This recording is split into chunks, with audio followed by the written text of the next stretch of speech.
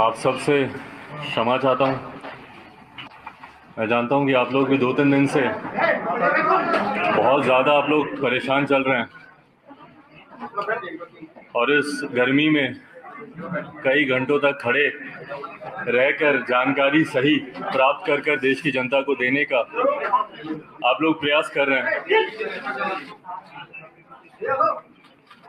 कुछ समय से मेरी खुद की तबीयत ठीक नहीं चल रही थी और उस बीच में जिस तरीके से ये पूरा घटना चक्र घटा, मेरे लिए भी शारीरिक तौर पर थोड़ा सा कठिन हो रहा था। हर समय हर परिस्थिति में को जानना, उसके ऊपर निर्णय लेना, उसको आप सबके सामने रखना। कई बार दवाई लेकर नहीं हिम्मत हो रही थी कि मैं खड़ा रह पाऊं या ज़्यादा बातें कर पाऊं। आज भी इसीलिए आप लोगों के सामने आया हूं। आप लोग के सवालों का जवाब भी दूंगा। जो भी प्रश्न आपके मन में होंगे वो ज़रूर आप लोगों के सामने रखूंगा। पर इतना मैं ज़रूर कहूँगा कि मुझे नहीं लगता कि एक प्रेस कॉन्फ्रेंस में सारी बातें क्लियर होंगी। लड़ाई लंबी है, कई बार हम लोग की ऐसी मुलाकातें होंगी और समय समय पर जो जो भी आपके क्वेश्चंस होंगे, जो जो भी आपके प्रश्न होंगे या जो जो भी अपनी तरफ से मुझे लोक जनशक्ति पार्टी के पक्ष में जिन बातों को रखने की ज़रूरत होगी, वो समय समय पर आप लोग के सामने आकर मैं उसको रखता रहूँगा। साथियों, आप सबने देखा, मैं 5 मिनट में पहले अपनी बातों को रख लूँ, फिर आपके जो सवाल होंगे मैं उनको लेता रहूँगा। आप सबने देखा 8 अक्टूबर को मेरे पिताजी का निधन हुआ। उसके बाद तुरंत चुनाव में उतरने की बात आई। मेरे लिए वो एक कठिन समय था, एक कठिन घड़ी थी। एक तरफ पापा की बॉडी भी अभी हॉस्पिटल से घर नहीं आई थी और हम लोग चुनाव में उलझे रहे पूरा समय। मैं ईमानदारी से बोलूं, वो 40 दिन का लगभग का समय, 1 महीना 35 दिन का समय ढंग से घर पे घर वालों के साथ बैठ के पापा को याद करने का, उनको सोचने का वो समय ही वैसा नहीं मिल पाया। आने के बाद परिवार के साथ ज़रूर मैंने समय बिताया, काफ़ी घर वालों के साथ, मम्मी के साथ, परिवार के साथ। और उसके बाद वापस हम लोगों ने कि किस तरीके से इस चुनाव में और इस चुनाव के परिणाम पर मैं एक बात ज़रूर बोलूँगा प्रमुखता से कि इस चुनाव में मिली लोक जनशक्ति पार्टी को जो एक बड़ी जीत हम लोग की हासिल हुई है। जीत, चुनाव में जब आप इलेक्टोरल पॉलिटिक्स में होते हैं तो कई बार जीत को सिर्फ और सिर्फ संख्या से आंका जाता है कि भाई आपके कितने विधायक आपके जीत के आए, कितने सांसद आपके जीत के आए। पर मेरे लिए भी ये एक बड़ी जीत थी जो लोक जनशक्ति पार्टी के बारे में कहा जाता था कि भैया 2%, 3%, 4% की पार्टी है। जहां हम लोगों ने लगभग 6% का मत प्रतिशत हम लोगों ने कंसोलिडेट किया, वहीं लगभग 25 लाख के करीब वोट लोक जनशक्ति पार्टी को मिले और जो जनता का अपार समर्थन हम लोग को मिला। और उससे भी सबसे बड़ी बात मुझे खुशी इस बात की है कि मैंने किसी भी परिस्थिति में, मैंने लोक जनशक्ति पार्टी ने, हम लोगों ने अपने मुद्दों, अपने सिद्धांतों से हम लोगों ने समझौता नहीं किया। आप सबसे भी उस वक्त मेरी मुलाकातें होती थी, ऑन रिकॉर्ड, ऑफ रिकॉर्ड। और मुझे याद है कि आप में से कई लोग ऐसे थे कि अरे छोड़िए, आप तो से बात कर रहे हैं, जब चुनाव आएगा तो देखिएगा आप लोग सीटों का समझौता कर लेंगे, आप सिर्फ प्रेशर पॉलिटिक्स कर रहे हैं, बाद में आप लोग साथ में जाएंगे, चुनाव लड़ेंगे। ये आप सबको भी कहीं ना कहीं इस बात का लगता था। मुझे खुशी इस बात की है कि पार्टी ने ये निर्णय लिया कि नहीं, हम कुछ मुद्दों को लेकर मौजूदा गठबंधन में जो जनता दल यूनाइटेड है उनके साथ हम लोग गठबंधन में आगे नहीं बढ़ सकते। और ये कारण था कि हम लोग गठबंधन से बिहार में अलग होने का पार्टी ने फैसला लिया और हम लोगों ने अलग होकर हम लोगों ने चुनाव लड़ा, मजबूती से हम लोगों ने अपनी बातों को रखा। आज जब चुनाव खत्म हुए उसके बाद से कहीं ना कहीं निरंतर, और चुनाव के दौरान भी, चुनाव से पहले भी, मुझे याद है जब पापा अस्पताल में भी थे तो उस वक्त भी कई बार कुछ लोगों द्वारा और जनता दल यूनाइटेड के द्वारा खास तौर पर मेरी पार्टी लोक जनशक्ति पार्टी को तोड़ने का प्रयास निरंतर तब भी किया जा रहा था। मुझे याद है कि मेरी शायद पापा की जब आखिरी बार बात पार्टी के कुछ नेताओं से हुई थी जब वो आईसीयू में थे, तो उस वक्त भी जब उनकी बात हुई तो उन्होंने इसी बात को कहा कि क्यों मीडिया में इस तरीके की भ्रामक खबरें आती हैं। उनकी चाचा से भी बात हुई, चाचा को भी उन्होंने इसी बात के बारे में कहा कि क्यों बार बार ये खबरें आती हैं कि भाई पार्टी टूट रही है, पार्टी अलग हो रही है, इस तरह की जानकारी क्यों आती है। बट बहरहाल निरंतर एक लंबे समय से एक बात स्पष्ट थी कि पार्टी में कुछ लोग जो संघर्ष के रास्ते पर चलने के लिए तैयार नहीं थे, जो चाहते थे कि भैया हम लोग कंफर्टेबल पॉलिटिक्स में रहें, कि चलिए जो हो रहा है ठीक है, होता रहे, ऐसे ही गठबंधन है, ठीक गठबंधन है, लड़ेंगे जीतेंगे। और हकीकत है, मैं इस बात को मैं झुठला नहीं रहा हूँ कि अगर जनता दल यूनाइटेड, लोक जनशक्ति पार्टी, भारतीय जनता पार्टी, तीनों दल अगर साथ मिलकर बिहार में विधानसभा का चुनाव लड़ते तो हम लोग का एक तरफा, जिस तरीके से लोकसभा में हम लोग 40 में से 39 सीटें हम लोग जीते, विधानसभा में भी हम लोग का परिणाम उसी तरीके से आता। पर उसके लिए मुझे नतमस्तक होना पड़ता मौजूदा मुख्यमंत्री नीतीश कुमार जी के सामने। उसके लिए मुझे समझौता करना पड़ता अपनी नीतियों से। मैंने बिहारी फर्स्ट विजन डॉक्यूमेंट, जो पूरे बिहार में हम लोगों ने घूमकर, हर एक जिले, हर एक प्रखंड में जाकर, वहां के लोगों से सुझाव लेकर जो हम लोगों ने तैयार किया था, उसको सम्मिलित करने से साफ इनकार कर दिया गया। किसी भी गठबंधन में एक नॉर्मल प्रैक्टिस रहा है कि आप कॉमन मिनिमम प्रोग्राम आप ड्राफ्ट करते हैं, साझा न्यूनतम कार्यक्रम के हिसाब से सरकार चलती है। और मेरा भरोसा नहीं था कि भैया आपका साथ निश्चय बिहार में विकास कर सकते हैं। और मुझे लगता है कि हर वो व्यक्ति जिसको बिहार से प्यार है, बिहारियों से प्यार है, बिहार के युवाओं से प्यार है, अपने समाज से प्यार है, हर वर्ग के समाज से प्यार है, जो व्यक्ति बिहार से प्यार करता हो वो शायद अपनी बातों को इतनी प्रमुखता से रखता जितनी प्रमुखता से मैंने रखा। और उसके सामने ना मैं झुका, ना मैंने किसी तरीके का मैंने समझौता किया। और अपने विश्वास पर, मेरी पार्टी के पूरे समर्थन के साथ मैंने चुनाव लड़ा। बट हाँ, जैसा मैंने कहा कि कुछ लोग संघर्ष के रास्ते पर चलने के लिए तैयार नहीं थे। उन लोगों ने उस वक्त भी, उस चुनाव के दौरान भी, जिसमें मुझे दुख के साथ कहना पड़ता, बट मेरे चाचा खुद, उन्होंने चुनाव प्रचार में उस वक्त कोई भूमिका नहीं निभाई। मेरी पार्टी के कई और सांसद जो अपने व्यक्तिगत चुनाव में, वीना जी वैशाली, वो अपने सुपुत्री, उनके चुनाव लड़ रही थी, वो उसमें व्यस्त थी। कैसर साहब का क्या ही कहना, उनके तो सुपुत्र खुद दूसरे गठबंधन से चुनाव लड़ रहे थे, वो उसमें व्यस्त थे। कई पार्टी के और नेता, मेरे छोटे भाई जब समस्तीपुर में मेरे दूसरे भाई चुनाव लड़ रहे थे, उनके चुनाव में व्यस्त थे। जिस तरीके से पूरे प्रदेश भर में कुछ लोगों की भूमिका होनी चाहिए थी, उस तरीके से उस वक्त भी देखने को नहीं मिली। और कहीं ना कहीं आभास कुछ लोगों को था कि आज नहीं तो कल पार्टी संभवतः इन सवालों को लेकर उनके सामने उनसे कार्रवाई कर सकती है, उनसे पूछताछ कर सकती है। बहरहाल जब चुनाव समाप्त हुए, उसके बाद जैसा मैंने कहा कि मुझे थोड़ा समय चाहिए था अपने परिवार के साथ रहने का। वो समय मिलने के बाद जब वापस हम लोग रणभूमि में उतरने की तैयारी कर रहे थे, कोरोना प्रोटोकॉल तब तक लागू हुए। इस महामारी से बचाव के लिए कई तरीके के नियम, कायदे, कानून बनाए गए। और उस वक्त हम लोगों ने पुनः कुछ समय के लिए अपनी तमाम राजनीतिक गतिविधियों पर हम लोगों ने रोक लगाई। और उसके फिर तुरंत बाद मुझे टाइफाइड हुआ। और संजोग ऐसा कि इस बार हालत इतनी ज़्यादा खराब हुई कि लगभग 40 दिन से ज़्यादा का समय मुझे लगा अपने आप को बेहतर स्थिति में लाने के लिए। अभी भी रिकवरिंग में ही हूँ, पूरी तरीके से रिकवर नहीं हो पाया हूँ, पर वो समय ज़रूर लगा। और तब तक दुख मुझे इस बात का है कि जब मैं बीमार था, जब मैं बिस्तर पे था, उस वक्त मेरे पीठ पीछे जिस तरीके से ये पूरा षड्यंत्र रचा गया, इस बात का मुझे दुख है कि अगर किसी को भी कोई भी तकलीफ होती, और जबकि मैंने निरंतर प्रयास किया अपने चाचा से संपर्क साधने का, उनसे बात करने का, चुनाव के बाद से लगातार मैंने कोशिश की कि मैं उनसे बात करूं अगर किसी तरीके की कोई समस्या है, या उनको अगर किसी तरीके की बातें मेरे सामने रखनी हो। और ये संपर्क नहीं होने के बाद, ये संवादहीनता आने के बाद, मैंने स्वतः अपनी तरफ से, मैंने होली के दिन, क्योंकि वो दिन मेरे लिए एक कठिन दिन था, आप सब ने अनुभव किया कि जब पापा रहते थे तो किस तरीके से हम लोग घर पर होली मनाते थे। पर उस दिन ना सिर्फ पापा के नहीं रहने की वजह से ना सिर्फ होली फीकी थी, बल्कि उस दिन मेरे साथ परिवार के भी लोग नहीं थे, चाचा नहीं थे, कोई नहीं था। तो उस दिन मुझे वो अकेलेपन का एहसास हुआ। और उस दिन मैंने उनको पत्र लिखा, जो पत्र मैंने कल या परसों मैंने अपने ट्विटर हैंडल के माध्यम से आप सबके बीच साझा भी किया। और उस पत्र में भी अगर आप पढ़ेंगे तो अंत में मैंने यही लिखा कि कुछ भी है, आप बात तो कीजिए, आके आप मुझे बुला लीजिए, जो भी आप अपनी बातों को रखिए। पिछले 2 दिन से जब ये घटना चक्र भी चल रहा था, मैं जानता हूं कि आप सब भी काफी जानना चाह रहे थे कि भाई मैं क्या कहना चाह रहा हूं, मेरा क्या पक्ष है। बट मैंने अपनी तरफ से अंत तक मैंने प्रयास किया कि पार्टी और परिवार दोनों को एकजुट करके रख सकूं। लास्ट तक मैंने कोशिश की। आपने देखा कल परसों चाचा के मैं घर भी गया, वहां पर जाकर भी मैंने कोशिश की।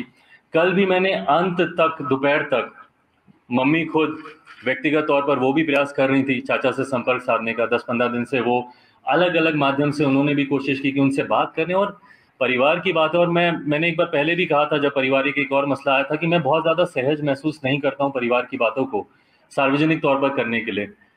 पर कल जब अंत में आते आते जब इस बात का एहसास हुआ कि शायद अब चीज़ें अब हाथ से निकल गई हैं, और जो मेरी कोशिश परिवार और पार्टी को एकजुट रखने की थी, जब वो सफल नहीं हुई, तो उसके बाद हम लोगों ने कल पार्टी की राष्ट्रीय कार्यकारिणी की बैठक बुलाई वर्चुअल मीडियम से। और उसमें, क्योंकि पार्टी में अनुशासन कायम रहे, ये जिम्मेदारी भी मेरी है।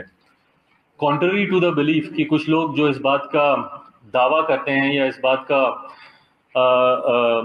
को कहने की कोशिश कर रहे हैं कि अब चिराग पासवान लोक जनशक्ति पार्टी के राष्ट्रीय अध्यक्ष नहीं रहे, उन्हें हम लोगों ने राष्ट्रीय अध्यक्ष से हटा दिया। मैं आप सबके माध्यम से पार्टी के संविधान की जानकारी संक्षेप में आप लोगों के समक्ष रखना चाहता हूं। मेरे साथ पार्टी के संविधान के निर्माताओं में से जो अहम भूमिका निभाने वाले पार्टी के हमारे सेक्रेटरी जनरल जनाब अब्दुल खालिक साहब मौजूद हैं, ए.के. वाजपेयी साहब मौजूद हैं, जिन्होंने लीगली इस संविधान को ड्राफ्ट करने में एक अहम भूमिका निभाई है। तो संविधान के अनुसार जो ये दावे किए जा रहे हैं, जिस तरीके से कहा जा रहा है कि नहीं, उनको हमने राष्ट्रीय अध्यक्ष के पद से हम लोगों ने उनको हटा दिया, या फिर पार्लियामेंट में संसदीय दल का नेता बनना। भाई अगर आप मुझे कहते तो मैं खुशी खुशी में आपको बनाता संसदीय दल का नेता, मुझे कोई उसमें दिक्कत नहीं थी। मैं तो चाहता हूं कि भैया आप आएं और पार्टी की भूमिका बढ़ चढ़ कर निभाएं। मैं चाहता हूं कि सदन में ज़्यादा से ज़्यादा हर एक विषय पर पापा ने जिस तरीके से विश्वास करके, जिस तरीके से संसदीय बोर्ड ने मुझ पर विश्वास रख के मुझे संसदीय दल का नेता बनाया था, मुझे खुशी है कि हर उस मुद्दे पर, धारा 370 की बात हो, ट्रिपल तलाक की बात हो, जितने भी राम मंदिर की बात हो, जितने भी ऐसे मुद्दे हैं, निरंतर मजबूती से मैं सदन में अपनी बातों को मैं रखता रहा। मैं चाहूँगा कि भविष्य में भी ये रहे। बहरहाल, पर जिस तरीके से उनको चुना गया, ये प्रक्रिया संवैधानिक तरीके से, और संवैधानिक तरीके से मैं राष्ट्र के संविधान की नहीं, मैं पार्टी के, लोक जनशक्ति पार्टी के संविधान की मैं बात कर रहा हूँ, संवैधानिक तरीके से ये प्रक्रिया गलत है। पार्टी का leader of the house parliament में या विधानसभा में या विधान परिषद में कौन होगा, इस बात का निर्णय सिर्फ और सिर्फ पार्लियामेंट्री बोर्ड ले सकता है। And in absence of parliamentary board, ये पूरी की पूरी power resides in the hand of the national president. राष्ट्रीय अध्यक्ष के पास ये पूरी पावर है इस बात को चुनने की। कौन आपका leader of the house parliament में होगा, लोक जनशक्ति पार्टी का संविधान इस बात की इजाजत सिर्फ राष्ट्रीय अध्यक्ष या संसदीय बोर्ड के पास है। वहां पर मौजूदा जो सिटिंग मेंबर ऑफ पार्लियामेंट्स हैं, वो आपस में इस बात का निर्णय नहीं ले सकते, ये पार्टी का संविधान कहता है। बहरहाल, इसमें बहुत ज्यादा डिटेल में नहीं जाते हुए, क्योंकि संभवतः आने वाले दिनों में शायद एक लंबी कानूनी लड़ाई भी हम लोग को लड़नी पड़े, वहां पर हम लोग इस बात को मजबूती से हम लोग रखेंगे। बट आज आप लोग की जानकारी में सिर्फ मैं इन बातों को देना चाह रहा हूं कि जिस तरीके से पोर्ट्रे किया जा रहा है, मैं सामने इसलिए नहीं आ रहा था या अपनी बातों को, क्योंकि आज हम लोग दिन भर एक लंबे समय तक हम लोगों ने लीगल ओपिनियंस, क्या क्या इसमें कॉन्स्टिट्यूशन के आधार पर क्या क्या चीज़ें हैं, सुबह से लंबे समय से हम लोग की बैठकें चल रही थी, तमाम इन जानकारियों को हम लोग एक दूसरे के साथ हम लोग साझा कर रहे थे। और ईमानदारी की बात है, मैं बहुत ज़्यादा मैं चाहता नहीं था कि ये मसला इस तरीके से बढ़े। जैसा मैंने कहा कि मेरा हमेशा प्रयास रहा कि अगर परिवार की बात है, और पार्टी भी मेरा परिवार है, अगर इसको हम लोग बंद कमरे में अगर आपस में बैठकर अगर हम लोग इसको सुलझा पाते, वो मेरा प्रयास ज़्यादा था। पर अब जब मेरे पास कोई और विकल्प बचा नहीं, तो इसीलिए आप सबके समक्ष आकर मुझे इन बातों को रखना मेरे लिए ज़रूरी था, क्योंकि बार बार मैं देख रहा था, कुछ चैनल्स पे चल रहा था कि इनको राष्ट्रीय अध्यक्ष के पद से हटाया जा चुका है।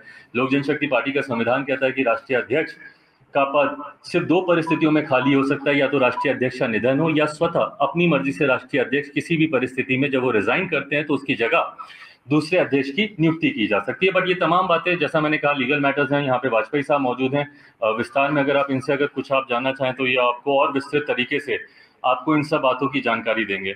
पर हाँ, आज आप लोगों के सामने आने का मेरा उद्देश्य बस यही था कि जो एक मैंने प्रयास किया था कि शायद परिवार, पार्टी, सारा मसला सुलझ जाए। आज जब वो सुलझा नहीं, तो पार्टी में अनुशासन बना रहे, पार्टी जिस मजबूती से जिन विचारों के साथ आगे बढ़ रही है, उन्हीं विचारों के साथ वो आगे बढ़ती रहे। इसके लिए ज़रूरी था कि मैं अपनी बातों को आप सबके माध्यम से, मेरे जितने समर्थक हैं या लोक जनशक्ति पार्टी में जितने लोग विश्वास रखते हैं, हमारी पार्टी के तमाम पदाधिकारी, कल भी मुझे खुशी है कि जब राष्ट्रीय कार्यकारिणी की जब बैठक हुई, तो उस वक्त भी हमने सारे पदाधिकारियों ने जिस मजबूती से पार्टी के पक्ष में अपनी बातों को रखा, पार्टी को आगे लेकर जाने के लिए रखा, पार्टी को मजबूती प्रदान करने के लिए रखा, उस दिशा में मैं अपने पार्टी के तमाम साथियों के साथ, तमाम पदाधिकारियों के साथ, नेशनल बॉडी के हों, स्टेट बॉडी के हों, स्टेट प्रेसिडेंट्स हों, विभिन्न प्रकोष्ठों के अध्यक्ष हों, हमारी जिला समिति के पदाधिकारी हों, जिला अध्यक्ष हों, उन सब की सहमति और मजबूती के साथ आने वाले समय में लोक जनशक्ति पार्टी मजबूती से इस लड़ाई को लड़ने के लिए तैयार है। पार्टी पापा ने पूरे विश्वास, भरोसे और मेहनत के साथ उन्होंने बनाई।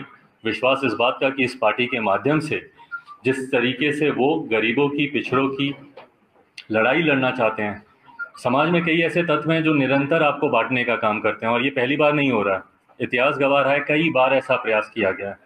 और इसमें मैं बोलूंगा, बांटने की जब मैं बात कर रहा हूं तो मैं जनता दल यूनाइटेड के ही लोगों की मैं खासतौर पर बात कर रहा हूं। दलित महादलित करने का भी काम उन्हीं लोगों ने किया, और निरंतर ये देखा गया है कि ये प्रयास किया जाता है उनके द्वारा कि जब भी कोई एक दलित आगे बढ़ना चाहता है तो उसी में ही ये लोग विभाजन करने का काम करते हैं कि भाई इनको आपस में ही फूट डाल दो, आपस में बांट दो, ताकि ये लोग आगे ही ना बढ़ पाए।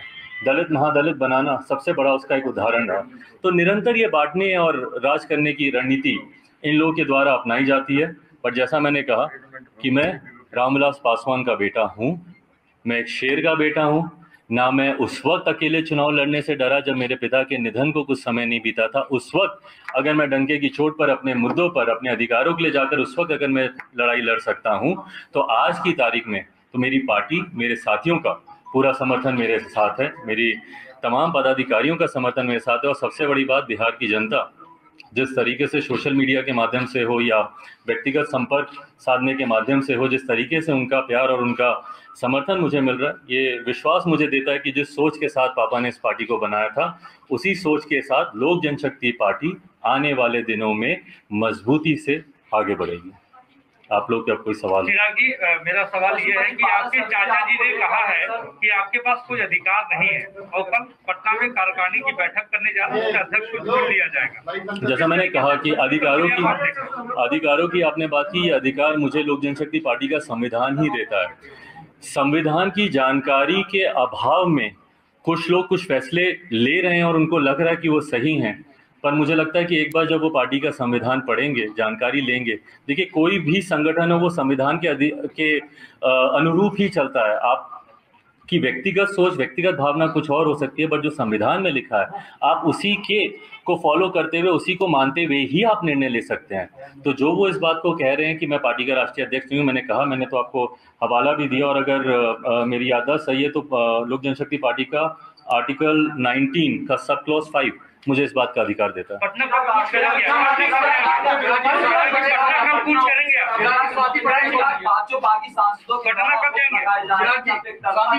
मैं उस पर भी मैं आ रहा हूँ।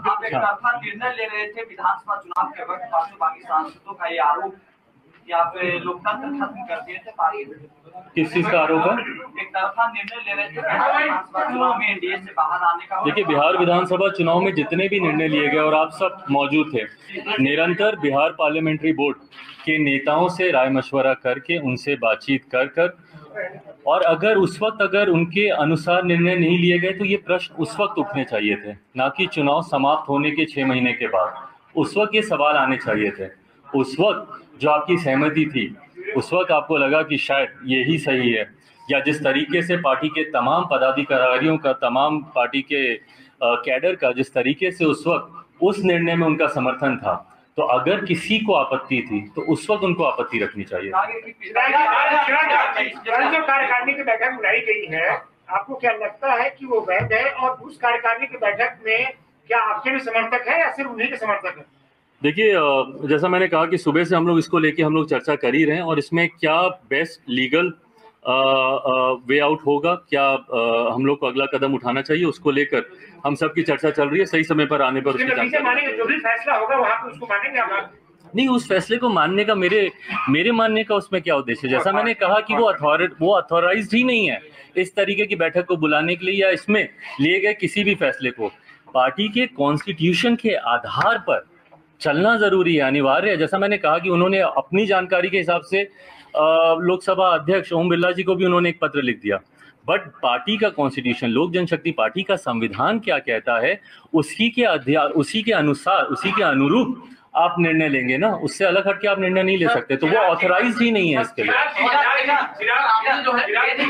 आपको थोड़ा समय ज्यादा लग गया सामने आने में भाई, थोड़ी सी उसके लिए मैं क्षमा चाहूंगा। मेरी शारीरिक परिस्थिति के लिए मैं चाहूंगा कि आप उसमें थोड़ा सा मेरा साथ दें। मैं अभी भी बहुत ज्यादा बोल पाऊं, आपको भी शायद कहीं ना कहीं एहसास होगा, नहीं तो मैं अभी एक बार शुरू करता हूं तो थोड़ा ज्यादा बोल जाता हूं, पर अभी भी उतनी हिम्मत नहीं आ पा रही है, तो वो एक कारण जरूर है।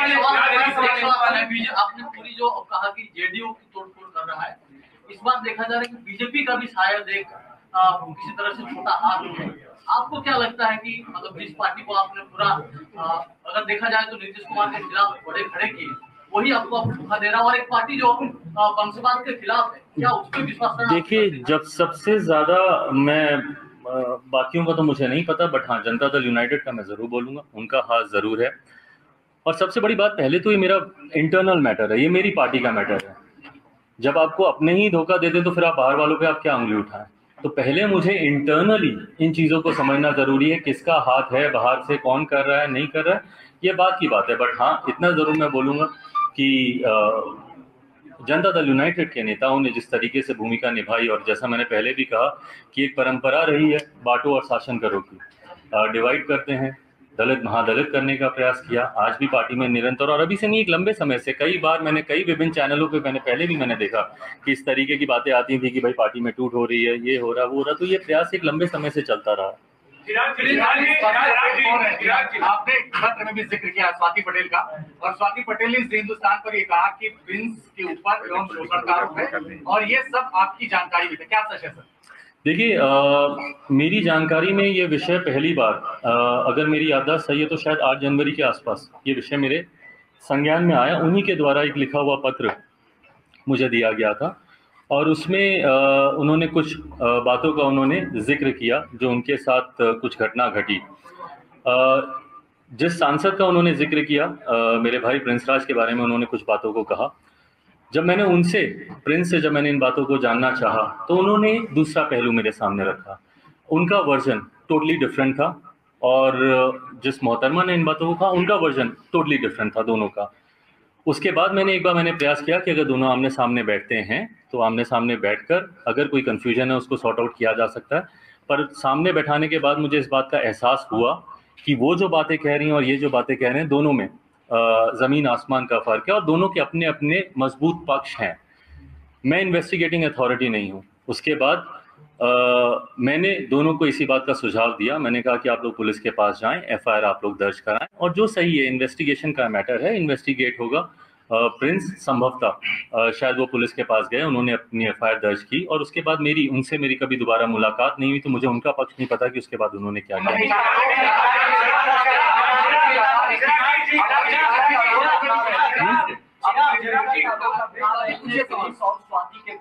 क्या चीज? मीडिएटर का रोल अपना रहे हैं? नहीं, मैं कोई मीडिएटर, मैं कोई मीडिएटर की भूमिका निभाने के लिए मैं ऑथराइज ही नहीं हूँ। मेरे पास एक शिकायत आई, वो शिकायत मेरी पार्टी के एक सांसद के बारे में थी। मैंने पार्टी के डिसिप्लिनरी कमेटी को भी इस बात की मैंने जानकारी दी, पर हाँ, समझ में आया कि ये मैटर लीगल विषय से जुड़ा हुआ है। इसमें पुलिस ही इन्वेस्टिगेट करके इसको सॉल्व कर सकती है, इसमें मेरी कहीं से कोई भूमिका नहीं है। कोशिश की थी, बिल्कुल नहीं। मैंने उनको पुलिस के पास जाने की मैंने बात की, तो मैं ऐसा क्यों कहूँगा? मैंने तो प्रिंस को भी मैंने बोला। चुनावों के दौरान खुद को हनुमान कहा था और देश के एक बड़े नेता को राम कहा था। इस वक्त जब हनुमान मुसीबत में है, तो क्या आप राम से मदद मांगे या किसी तरह की मदद की पेशकश की गई है? आपको लगता है कि मदद चाहिए? हनुमान को अगर मदद मांगनी पड़े राम से, तो फिर हनुमान काहे के और राम काहे के? आपको जो अध्यक्ष बनाया गया था पशुपति पारस जी ने उसी पे सवाल उठा दिया है कि कोई लिखा कोई प्रस्ताव आता है और वो डॉक्यूमेंट्स नहीं है, और साथ ही साथ उन्होंने उसके प्रस्तावक कौन थे? जब मैं अध्यक्ष बना था तो उसके प्रस्तावक कौन थे? खुद वही थे, उन्होंने ही मेरे नाम को प्रपोज किया था, और इसी जगह पर ये बैठक हुई थी, आप सब मौजूद थे, और वो सारे डॉक्यूमेंट्स हम लोग के पास मौजूद हैं। जब जरूरत पड़ेगी सामने रख दिया। उन्होंने बात की है, पार्टी संविधान में एक व्यक्ति एक पद का है। आपने कहा कि जेडीयू की प्लानिंग पहले से थी, और ये सबके नॉलेज में है, पत्रकारों को भी नॉलेज में है कि बिहार विधानसभा चुनाव के बाद नीतीश कुमार ने ये मन बना लिया था कि क्या करें। आपके भी नॉलेज में था, और पशुपति पारस ने जो स्टेप लिया वो बाकायदा आपने 4 पन्नों के लेटर में बता दिया है। आपको नहीं लगता है कि परिवार आगे आपको वक्त रहते एक्शन लेना चाहिए था पशुपति पारस पर? देखिए, आपके पार्टी के विरोध में आवाज उठा रहे हैं। देखिए, जैसा मैंने कहा, मेरे संस्कारों में नहीं है। पापा से मैंने इतना धैर्य और सबको साथ लेकर चलने की सोच मैंने उनसे सीखी है, तभी अंतिम तक मैंने प्रयास किया। उस दिन जब मैं उनके घर पे भी गया उस दिन की अगर मैं बात बोलूँ, मैं ईमानदारी से, मैं शारीरिक तौर पर मेरी क्षमता उतनी नहीं थी कि मैं जाऊं और वहाँ पे वो कर सकूं, बट उसके बावजूद मैंने वो प्रयास किया। मैंने अपनी तरफ से मैंने आखिर तक मैंने कोशिश की। जो आप कदम उठाने की बात कर रही हैं, जैसा मैंने कहा कि चुनाव के दौरान से ही कहीं ना कहीं आभास था, तो पार्टी के इन सांसदों के ऊपर शायद सस्पेंशन की कार्रवाई बहुत पहले हम लोगों को कर देनी चाहिए थी, पर मैंने अपनी तरफ से मैंने पूरी कोशिश की। जब तक इन लोगों ने सामने से, मैं सही बोलूं, मैं एक व्यक्तिगत बात मैं ज़रूर बोलूँगा, मेरे पापा का निधन हो गया, पापा अब नहीं है, मेरे छोटे चाचा का भी निधन हो गया। पार्टी में सेकंड जनरेशन हम लोग हैं, पर पहली जनरेशन में अगर कोई है हम लोग ले, मैं मेरे अपने भाइयों की बात कर रहा हूँ, चाचा ही थे। पापा के बाद में उनमें पापा की छवि देखता था और मुझे विश्वास था कि शायद वो मार्गदर्शन करेंगे, जैसे पापा हम लोग को साथ लेकर चलें, वो भी लेकर चलेंगे। मैं अनाथ शायद उस दिन नहीं हुआ था जब पापा का निधन हुआ, शायद अब हुआ जब इन्होंने भी मेरा साथ छोड़ा। चिराग जी, क्या नीतीश कुमार को सीधे आप जिम्मेदार मानते हैं आपकी पार्टी में फूट के लिए? और दूसरा सवाल ये है कि बीजेपी के नेताओं को पूरी तरह से क्लीन चिट देते हैं जो आपकी पार्टी के अंदर हुआ, क्योंकि आप एक तरफ कह रहे हैं कि ये पार्टी का अंदरूनी मामला है, लेकिन दूसरी तरफ तो आप जेडीयू के नेताओं को जिम्मेदार ठहरा रहे हैं। नीतीश कुमार को जिम्मेदार? मैं एक बार मैं स्पष्ट कर दूं, जब आप बोलते हैं नीतीश कुमार जी को आप सीधे जिम्मेदार, कहीं ना उसमें मेरे पक्ष को कमजोर आंका जाता है।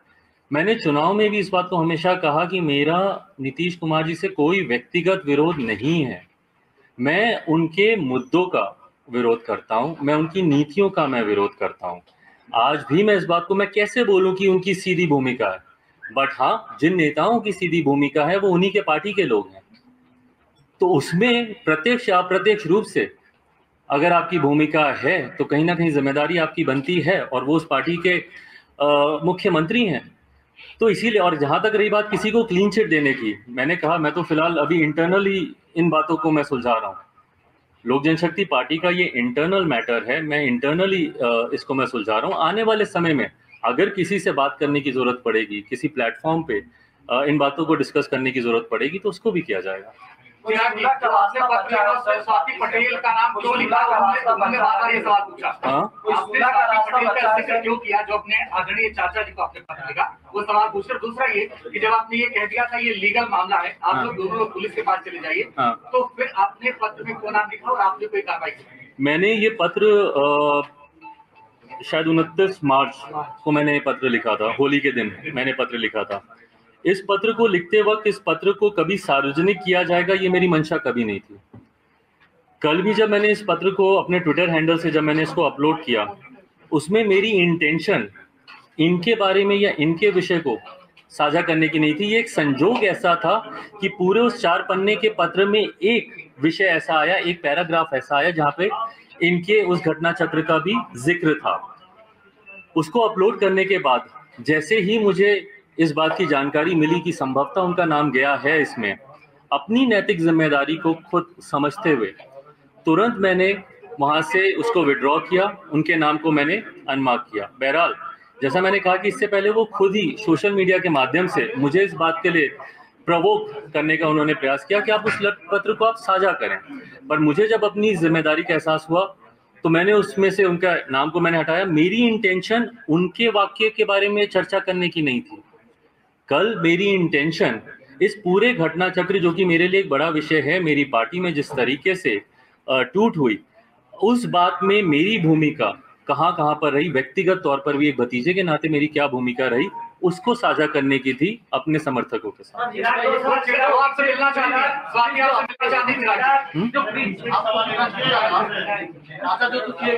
आपके जो भाई है जो आपने उनका प्रेसिडेंट बनाया, ट्विन माना जाता था, उनकी व्यवहार के ऊपर आपको क्या?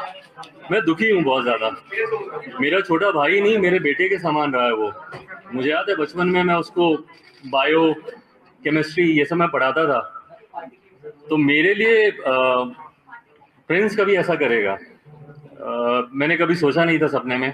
व्यक्तिगत तौर पर बहुत हर्ट हूँ, बहुत दुखी हूँ, पर जैसा मैंने कहा कि मेरी दोहरी भूमिका है, जहाँ पे एक परिवार की बात है वहीं पार्टी को भी संजो कर, संभाल कर, आगे बढ़ा के, पार्टी की नीतियों के साथ बिना कोई समझौता किए हुए, पार्टी की नीतियों के साथ, पार्टी के सिद्धांतों के साथ आगे बढ़ाकर लेकर जाने की भी भूमिका मेरी है।